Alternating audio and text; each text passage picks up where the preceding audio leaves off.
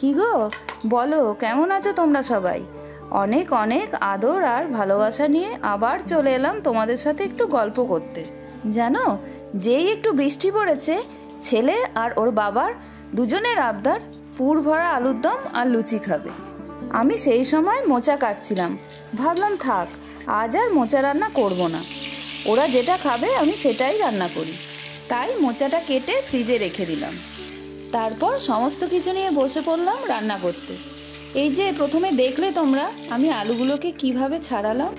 আমি কিন্তু আলুর খোসাগুলোকে ফেলিনি, অন্য একটা ভিডিওতে দেখাবো কি করলাম ওই আলুর খোসাগুলোকে দিয়ে। জানো, রান্না করতে করতে একটা ঘটনা নিয়ে আমরা তিনজন একটা গল্প করছিলাম। সেটা হলো আমার মামাতো বোন রিঙ্কি, ওর ছেলের নাম আয়ুষ, ওর বয়স ওই 13-14 বছর হবে। একদিন রিঙ্কি হঠাৎ করে ঘরে ঢুকে দেখে আয়ুষ ঘর অন্ধকার করে এক মনে ফোনে কি একটা দেখছে। ওর মা যে দাঁড়িয়ে ওকে দেখছে, ওর আর সেটা খেয়াল নেই। ওর মা দেখলো আয়ুষ মন দিয়ে ওর মৌমার রান্নার ভিডিও দেখছে।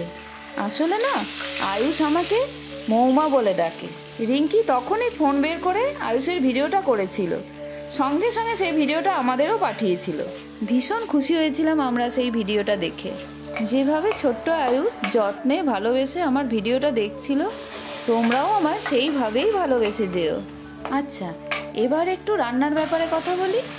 আসলে আমি না রান্নাটা যেহেতু নিরামিষ করেছিলাম, তাই পনির, কাজু, কিশমিশ আর পোস্ত বাটা দিয়ে পুর বানিয়েছিলাম। তোমরা চাইলে নিরামিষের মধ্যে ছোলার ডাল বাটা, খোয়া ক্ষীর আর কাজু বাটা দিয়েও পুর করতে পারো। আর যদি মনে করো আমিষ করবে, তাহলে চিকেন কিমারও পুর দিতে পারো। আমরা এই আলুর দমটা না লুচি দিয়ে খেয়েছিলাম। এটা পোলাও, পরোটা সব কিছু দিয়ে ভীষণ ভালো লাগবে। ছেলে আর ওর বাবা খুব তৃপ্তি করে খেয়েছিল। ছেলে বলেছিল এত ভালো হয়েছে আমি 2টো লুচি বেশিই খেয়ে ফেললাম।